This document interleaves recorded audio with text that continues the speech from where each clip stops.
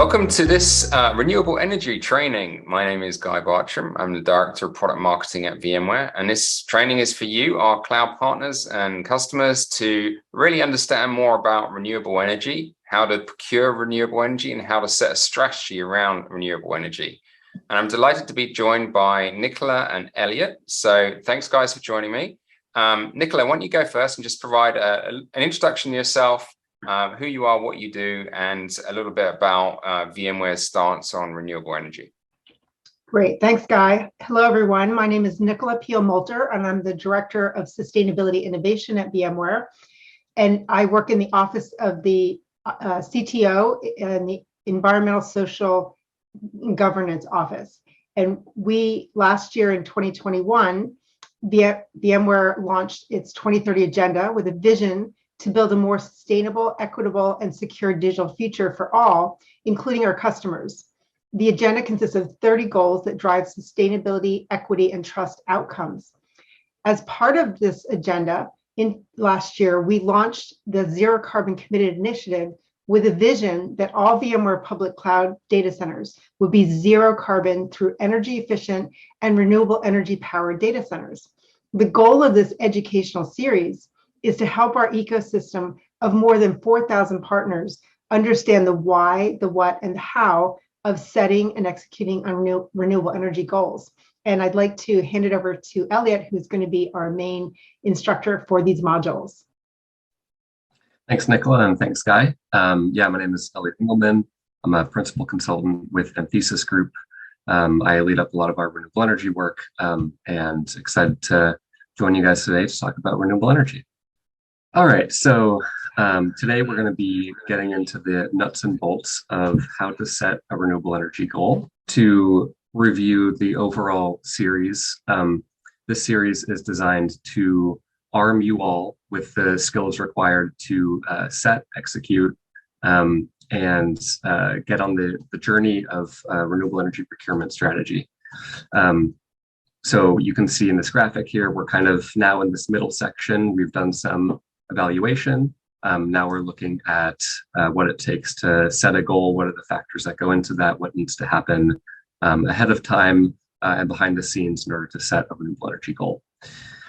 So in this module specifically, we're going to be talking about completing an electricity baseline, organizing your data into a way that's digestible and helpful for a renewable energy strategy. We're going to model several different options, and then we're going to align on a proposed goal. There's going to be a part 2 of this how to set a renewable energy goal, which will get into more of the external pieces. So how do you announce a goal? What are some frameworks you can leverage to support this process? But this module today is just going to focus on the internal aspect, what needs to happen within your organization. So the first important step is to understand your locations, and specifically what types of locations you have and where they're located. This is huge because the type of location or the type of facility you have is going to play a major role in the renewable energy procurement options available to you.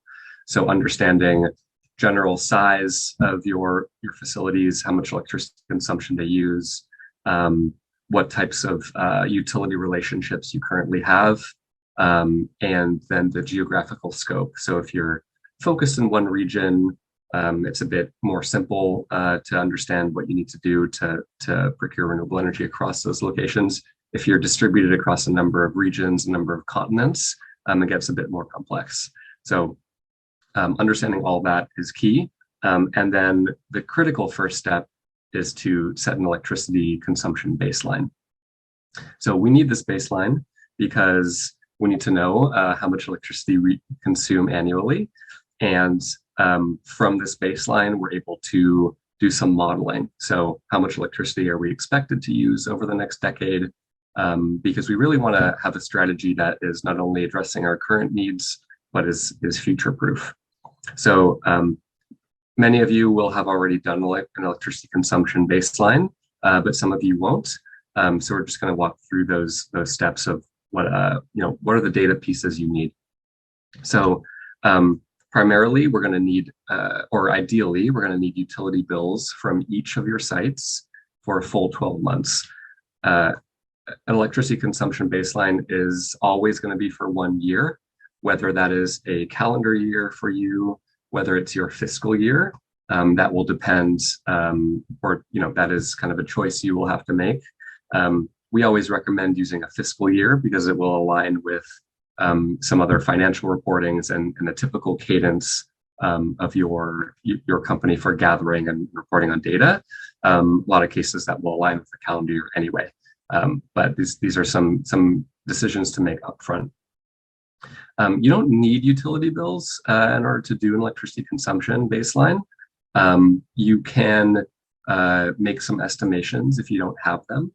So for example, you can use square footage to extrapolate electricity consumption. This is obviously less preferred than utility bills because utility bills are actual data from your utility of megawatt hours that you're consuming. But it's not, there's no need to stop the process if you can't access utility bills. If you can get other information like square footage, then we can proceed.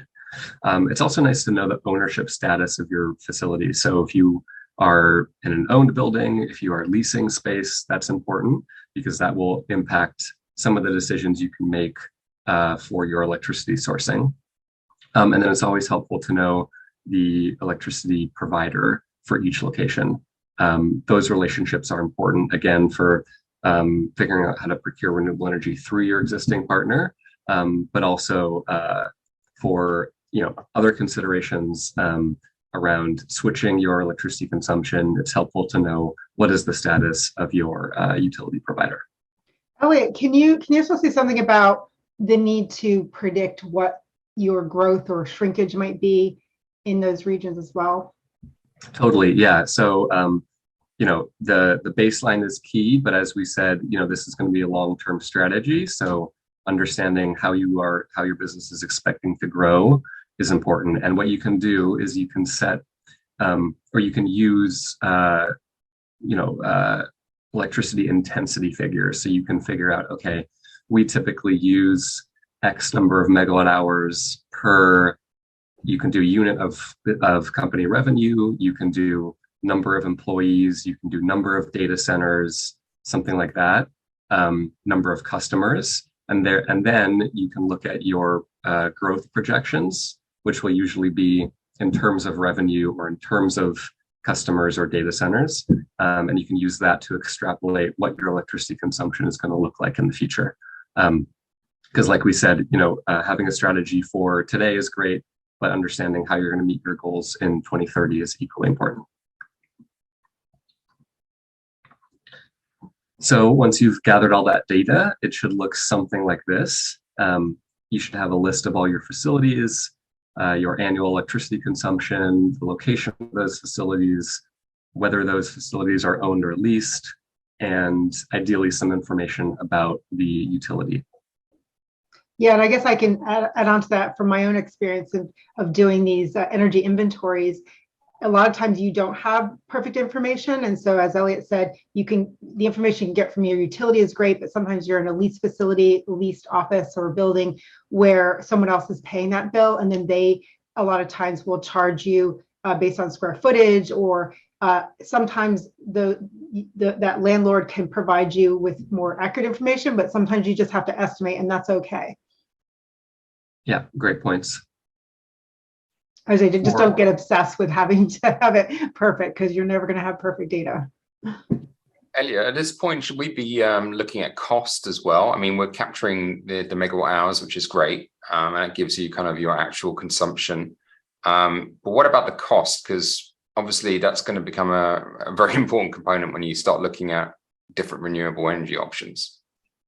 Totally, yeah. I think for some procurement options, knowing the costs of your current electricity consumption can be helpful in evaluating the renewable energy options available to you. And we're going to get into some of those in future modules. Typically, if we're going through the existing utility, it's helpful to know what we're currently paying so we can evaluate what are the renewable energy options our utilities are offering us. if we are contracting sort of elsewhere, away from the utility, if we're doing, our own on-site solar development, or we're doing an off-site project with a wind farm or something like that, it's a little bit less important to understand the current costs, because they're kind of, they're not aligned with what we're currently paying the utility, if that makes sense.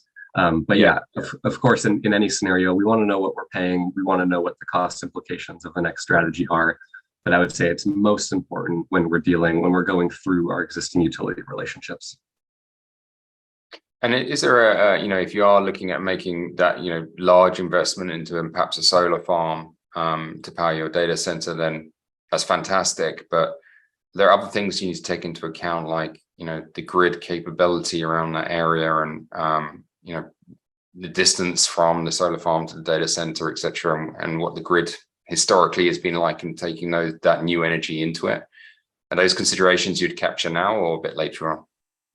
Yeah, that's always helpful to know. And, with facilities like large data centers, that electricity reliability is obviously super important. I think that's typically something that your energy managers will have a good pulse of, because they're the ones who are dealing with reliability on a daily basis. So opening a line of communication with them at this stage can be super important, and they will usually be the ones that have the utility relationships. Yeah, connecting with them at this point would be a good idea. Okay, thanks. Once we have our baseline, the next most important step is to organize this data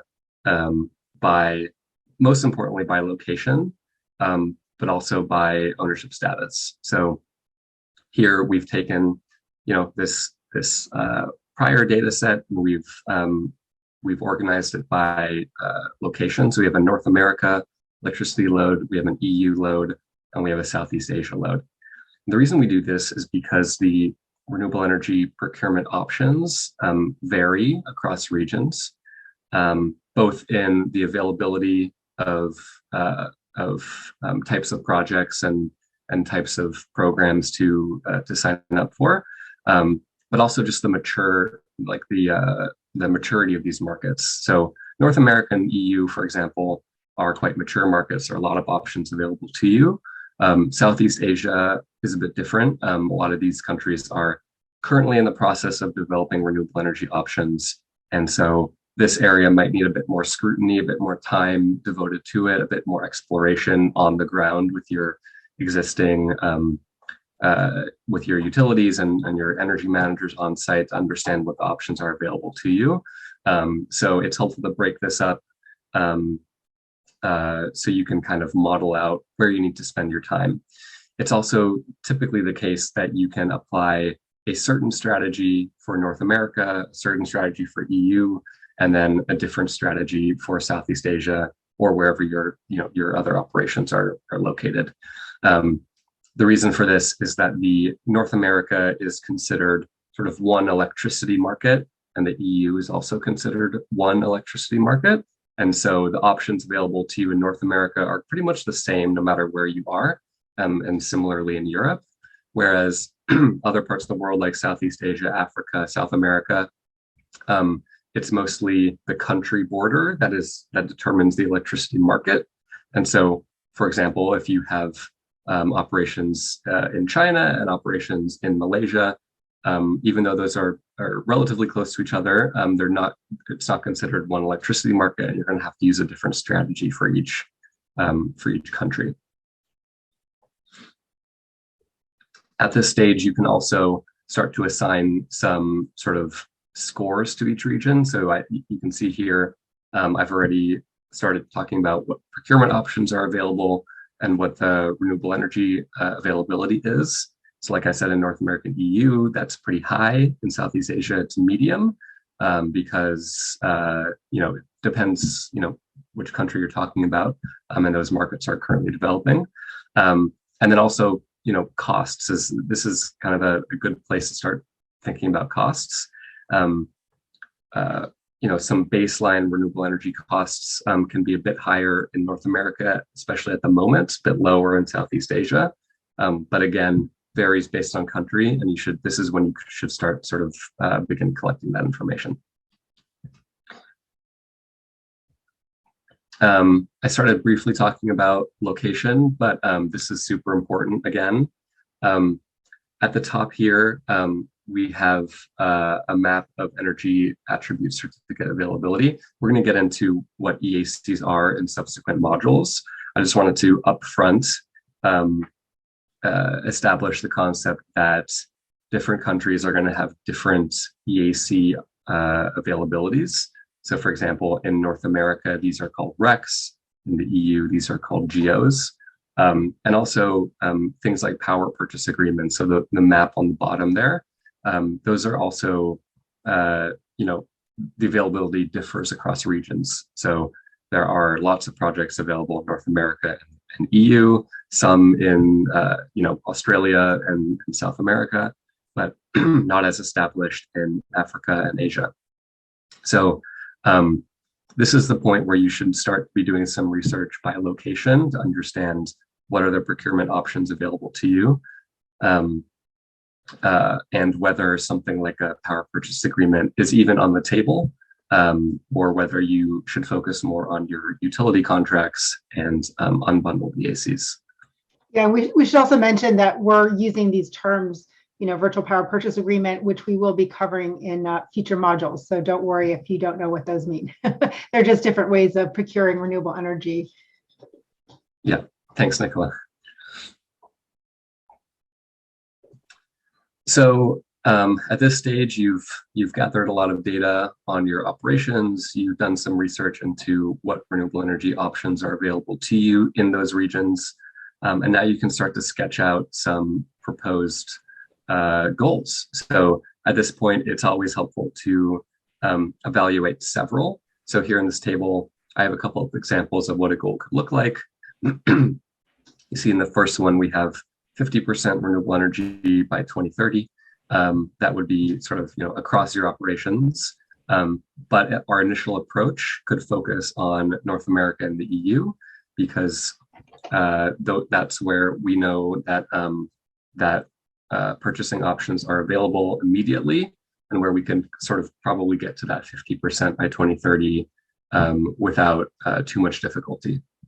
The next example is similar to the first, but it kind of breaks it up. So it says we're actually going to achieve 50% by 2025, and then by 2030, we're going to get to 100%. And in order to do that, we can focus first on North America and the EU to get to our 50%, and then expand to the rest of the world. And then lastly, we have the most aggressive option, which would be 100% renewable energy by 2025, which would be tackling your global operations from day one.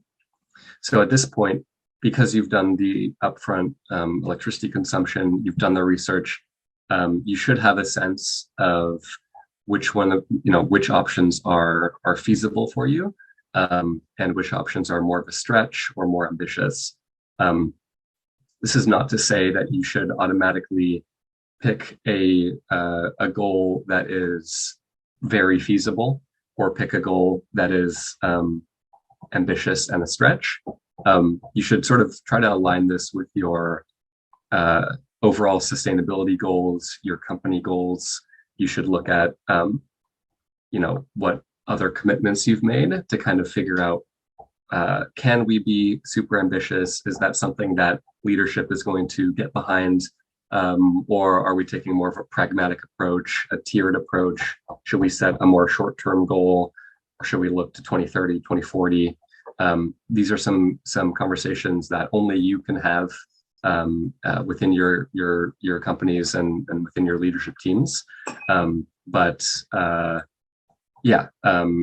should always evaluate a few different options here. Your final goal should have 3 key pieces to it. So there should be a clear target percentage, so 100% in this example. There should be a clearly defined scope. So whether that's your total global operations, whether it's your data center operations only, maybe it's just a few regions of the world, maybe 80% of your operations are in North America, so you might as well just focus on that for your goal. And then a clearly defined date.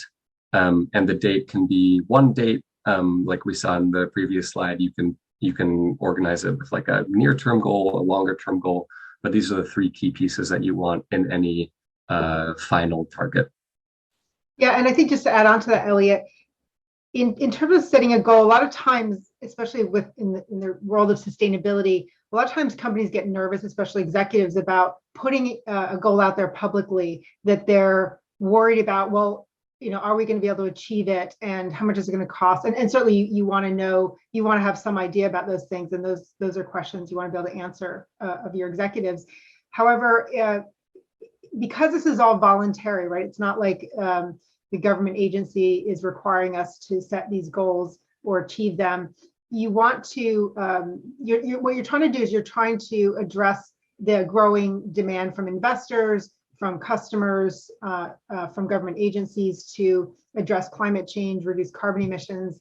And as a result, this is what you're trying to do with these goals is to, one, be aligned with your own corporate values and what you're trying to achieve as a company, but also you're trying to meet that growing interest and scrutiny and demand from those stakeholders. And so it's just important to show that you're doing your due diligence, that you're making a best effort to address those concerns, achieve those goals.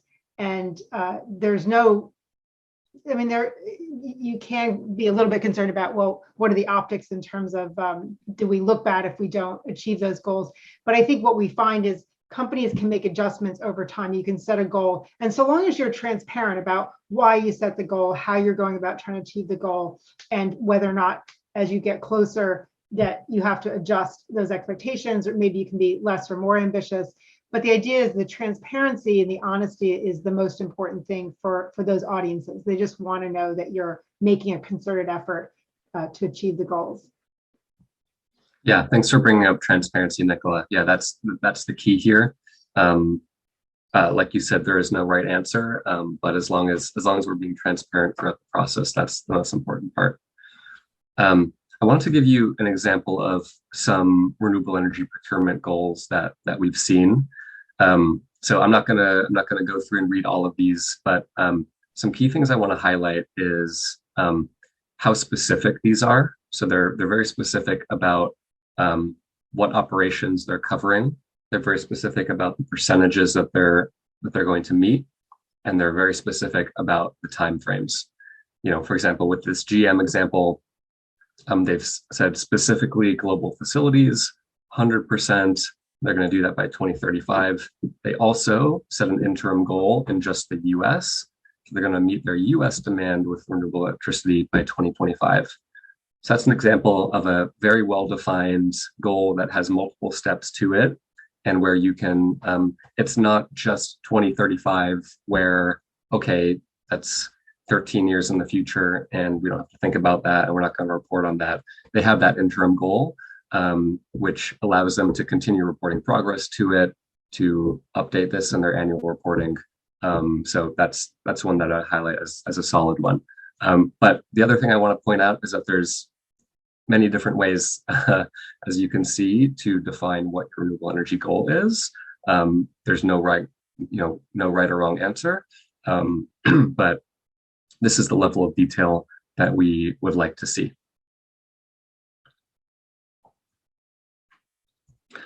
And then I just want to do, a quick primer on internal stakeholder engagement, which is what we're going to be getting into a bit more in the next session.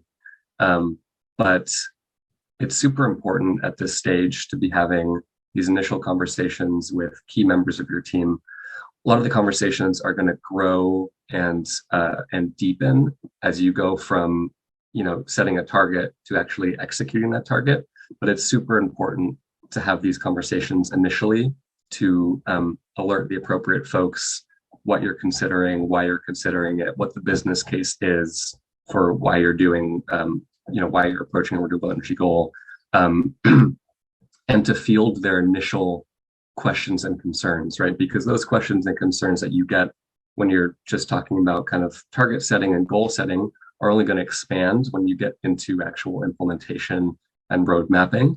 And you want to get a sense of what those questions are up front, start to, have some answers for them, and then incorporate that into the goal that you and your ultimate strategy. Yeah, and I would say you probably want to start with a small number of stakeholders who are sort of the leaders on setting the goals, and then start to do your research, get more and more information, and then start to expand the number of stakeholders that you involve. Because if you bring in too many too early, it's like too many cooks in the kitchen. So get your ducks in a row and then start to broaden out and get more and more support and reach, because the stakeholders want to feel like that they have a say and have input into the process. But again, early on, limit the number of stakeholders and then expand as time goes by. Yeah, exactly. And then to just kind of visually represent that this, what we're doing here, a lot of the steps that we take in goal setting are mirrored in the ultimate road mapping and the execution of that strategy. And the road mapping is what we're going to talk about in module 9. The concepts are the same. It's just the scale at which they're taking place, right? So when we're goal setting, we want to gather some utility information, some site-specific information, right? When we're road mapping, and maybe we're talking about a solar strategy, it's the same kind of information. It just goes so much deeper because we need to understand so much more about our facilities to understand whether solar makes sense. We need to understand so much more about the utility relationships to understand whether a utility green tariff, for example, would make sense. So just wanted to we're going to retread some of the same concepts when we talk about road mapping. It's just going to be so much deeper than what we get to in goal setting.